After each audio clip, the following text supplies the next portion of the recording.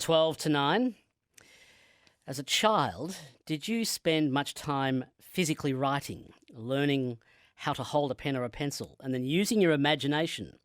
Perhaps you were lucky enough to have a typewriter, but creating tales, imaginary worlds and adventures. You've heard the news, done quite well in a number of areas across Queensland, except when it came to writing, we went backwards. However, at my next guest school, Mount St Michael's Girls' School, there is a group of young ladies who each Friday afternoon meet after school for 2 hours just to write. They turn up on their own accord to participate in the Mount St Michael's Writing Club, and Juliette Bentley is the teacher who coordinates the club. Juliette, thanks for coming in. Good morning. Got any observations to make about why our writing skills might have slipped back at all in Queensland? I think really what it comes down to is that within a school context, they're working toward having goals, writing that's going to be criticised and looked at in order to obviously improve it. What the writers group does is offer an opportunity for them to write for joy, for pleasure. And I'm certainly seeing with my students who are writing regularly that there's an improvement.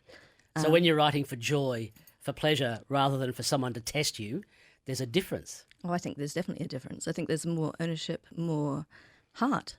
And we're finding, I was at the Adelaide conference, the AAT, National Conference for English Teachers, and it was looking at creativity and building more creativity into what we're doing in schools. And I'm lucky, I have a writing club, great support from my school, which allows me to instill or ignite that flame for a large number of girls now, which is nice. When you write, or when they write, what happens to their spelling, punctuation and grammar in the process? Now, that's an interesting thing. With the Writers' Club, because it's not a classroom situation, I don't run it like a classroom. I'm not correcting their marking, their spelling, their sentence construction. They do that for each other. And it's the social interaction that's really feeding their ownership. And I think that probably is having an impact on how well they write. And of course, the calibre of their vocabulary improves because they challenge each other. So the students self-correct and correct each other almost? Basically, yes. I don't see any of that work because the Writers' Club's not actually about making them produce flawless text. What it is about giving them an authorial voice, giving them self-efficacy, social capital. And that tends to feed their desire to make their work publishable. They use tools to do that, using the computers, obviously. But at Mount St Michael's, we have a very clear understanding that they have to be also able to handwrite. So every single student has a stylus which looks and feels and operates like a pen. And they use that regularly. They use that on a daily basis. So we're getting both the type and a blend of typing and writing and handwriting. My guest is teacher Juliette Bentley from Mount St Michael's Girls' School in Ashgrove. This is 612 ABC Brisbane. How important is it to be able to hold a pen or a pencil properly for you or for the students? Well, I think it's a means of communication. It's a tool. It's like any other tool. But as I said, because we have been very conscious of wanting to make sure that they're still able to work with the pen. But I'm not really seeing a big difference between, I've been at the school 15 years, I've been teaching 28. They've always had students who don't write particularly well, who can't hold a pen very effectively. And I've had students with beautiful writing. And I'm not seeing a difference between the two. But when it comes to my writers, they have a choice in the afternoon of what tool they want to use, whether they can use paper, pen, computer. It's entirely up to them. And now we're onto an online writing community, which is Write the World, which is an international one, which is fantastic. And they're getting an opportunity now to have a much broader readership, which again lends the authority to their work. They're actually working now to make sure that their work is of a very high calibre and it's being published. Your girls spend 2 hours after all of their schooling in a day in this writing club. What do they do? Take me inside it. I started off with 5 and we met for about 45 minutes. Second week I had 20 and we met for an hour. Third week I had 30 almost, and it lasted 2 hours, and that was 7 years ago. And if I don't have them on Fridays, they get really quite cranky. We start off with morning, afternoon tea. They'll all bring something. Then I give them a number of stimulus. They can choose. It's very much a challenge by choice. They can choose whether or not they want to use the stimulus. They may have other things they want to share. So they write for an hour, and then we go around and we have a shotgun. So I listen to something that's been read written that day, and then we alternate with something that's been previously written, and the girls critique each other. And what results? Well, I'm finding that they're cross-pollinating in terms of ideas. They're challenging each other in terms of the vocabulary they use or their syntax, their sentence construction. But it's not a formal affair. And I think that the social interaction is really what's feeding it. They care about each other. They care about each other's opinions. And they are working accordingly. And they really enjoy sharing. And it's really interesting because often you'll have students who come in unable to talk. They don't tend to share very much to start off with. But as soon as they feel safe, it's very quickly, it morphs. They challenge each other to get to the board first so they can share their ideas. So they're building social skills as well, by the sounds of Oh, it. totally. And then, of course, when they also have to deliver their work. If they don't want to read their own work, somebody else can do it for them. But what I'm finding is that they're reading their own work, they're learning about delivery. So when it comes to them doing, certainly in my classes, my writers are often the first to put their hand up to do an oral because it's familiar to them, they're comfortable. So they're developing presentation skills. Totally. Standing in front of an audience. Totally. And the wonderful thing is also now with the Write the World annual that's just come out, I've put on an Erasma, which is like a little video that you can hover your telephone over their writing and you will hear them read it to you. So now on an international scale, in a book that's in 91 countries, with writers from 91 countries, they will be able to hear each other's voices and share that global citizenry. So you're developing a range of multiple skill sets, both fine motor skills with physically holding a pen or a stylus, together with high-level digital interaction, together with actual construction, self-criticism, group cooperation, a whole range of skill sets just through a writing club. That's exactly right. And I think it's really important that we get some students, or we should be getting all schools developing writing clubs, because often they're the students who are quieter and they are often very kind of lost in the school community. But they certainly don't feel very lost for very long when they come to a writing group. Juliette Bentley is my guest. She's a teacher at Mount St Michael's Girls' School in Ashgrove. She set up a writing club and it blew out by the sounds of it in terms of student numbers. So how many writing clubs are there now? I don't know. I do know that we have some smaller versions in other areas. I mean, obviously this is my little baby, so it's not linked to anybody else apart from Write the World, which comes out of Harvard. But do Harvard formally read, see, or... oh, definitely. So Harvard University in the United States get hold of the material your students are putting together? Well, this online community of Write the World is based on some studies that Nancy Summers from the Graduate School of Education, she realised that social interaction was so key. I was already doing it, and then in 2014 I was invited to pilot their program, their online community, which we did, and we've now got... Well, as you can see, I'm holding up the annual with purple tags, and there's probably about 20 tags. This is a book that's got writers from 91 countries in it, as I said before.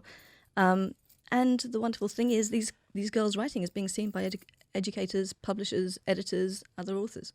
I have a couple of listeners who've been phoning asking to know, do you know of any boys' schools that provide a writing group or a writers' club? I think that Terrace share a group with some of the girls' schools, I think Girls' Grammar. I don't know specifically, but it is something that I'm more than happy to talk to other teachers about setting up in their schools. I can certainly show them, and I'm more than happy to help facilitate that. How many girls are in your writers' club today? 2 hours on a Friday afternoon after all their schooling, they still hang around school for 2 hours just to enjoy writing and the club social aspects of writing? I have 60 on my roll. My average every Friday is 49 to 50. So on a Friday afternoon? On a Friday afternoon. After school? After school. You get nearly 50 students deliberately stay behind what would normally be called detention. Yes. As part of a writers' club. Yes, and it's as I said, it's challenged by choice. It's entirely up to them. They don't pay fees for that. They don't have like subs. They come because they want to share, because they feel like they belong. They've found other people who think and write, and they have an audience, and then they have the international audience through Write the World, which just gives them confidence. Is it true that you have a student that's actually written her own book now? We've had a few students who've written books. We had one that won the Novella Prize in the very beginning, and I don't know whether she's actually gone on to publish that. But I have a number of students who are working on extended texts. A number of their own novels, basically. Their own novels, and my daughter was also there. I mean, I wanted her to be in the same sort of environment, and the school was fantastic for that. And she's written her first novel, and it's just going through the editing phases. But I've got probably about 5 or 6 students who are in the same sort of area. Should we be concerned about NAPLAN testing? NAPLAN is a moment in time. What I think we should be really concerned about is reminding our young people to enjoy words, to enjoy the power, to enjoy the self-efficacy from learning how to use them. But it's got to be a pleasure. And obviously, in a co-curricular environment, I can make that possible. I think all schools should be making that possible, make it available. Thanks for coming in. Thank you. It's a writers' club. Juliette Bentley, a teacher from Mount St Michael's Girls' School. Keen to know your thoughts, particularly on writing. 1300 222 612 is a phone number. Call now. It's 9 minutes past 9 on 612 ABC Brisbane. I got a lovely text from Trish who says, Steve, sometimes in this horrible world, your interview with the Mount St Michael's teacher, Juliette Bentley, is truly joyful to listen to. Trish, that's what I love to hear, making your life, your day better. I'm hoping the classical music's doing it for you as well, getting a nice reaction. Mostly, not entirely, but sometimes classical music is an acquired taste, but it does tend to reset the brain and relax you a little bit. Graham of Scarborough. Graham, tell me your thoughts on writing and NAPLAN. Morning to you. Good morning, Steve. Oh, what a refreshing lady to hear about, to think that there are still teachers out there who care and are prepared to put in that extra without it needing extra payment. I haven't met a teacher who doesn't actually care, you know. I just think they get frustrated by the system often. No, my wife is a retired principal, and one of her current laments is that a lot of teachers won't do anything external to curricula until they're paid, like taking sports or various things like that. And that, I suspect, in a lot of ways, is that attitude. Yes, there are a lot of teachers who do care, but I think you might find they're in the older bracket. I'm really glad to get your call, Graham. Thanks for phoning. Thank you. Graham of Scarborough. Let's go to Susie from Helensvale. Susie, tell me your thoughts. Hi. Yes, good morning. My dog and I were going to school through an organisation called Story Dog. Have you ever heard about them? I haven't. Tell me about it. Well, the idea actually, no, Terry Begley may have done a story on them a while back. Yes. Well, you go to school, the children who have problems with reading come out, sit down and read to the dogs, so they're not being judged by an adult. Ah, okay. The dog just sits and listens. And it may be good for some children, but some of the children I had who were boys, 10 or 11, was too late, far too late. They had absolutely no idea of how to pronounce a word. And if the teacher was there, for example, they might be saying the man, and they'd stumble, they wouldn't know the word, and they'd look at the teacher and she would tell them the word.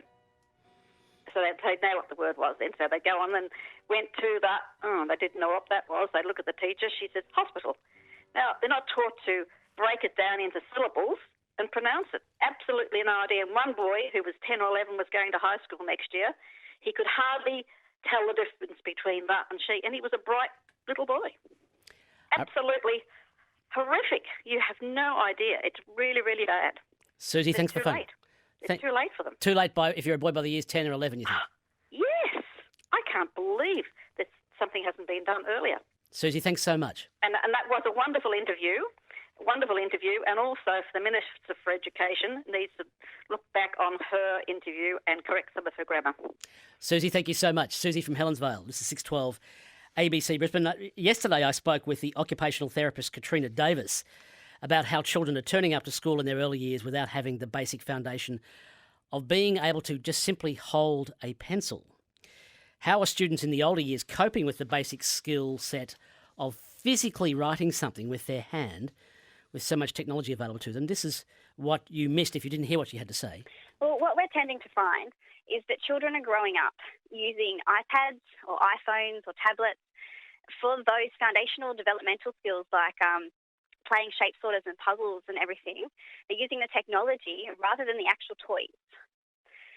Instead of going outside and playing, climbing trees and playing on slippery dips and climbing on monkey bars and everything, they're sitting inside on their iPads or on their computers. So these developmental milestones that they should be ticking off are being pushed back later and later, and children are coming to school with a palmar grasp, which means the pencil's touching the palm of their hand and not actually using fingers. So the pencil should not touch the palm of your hand?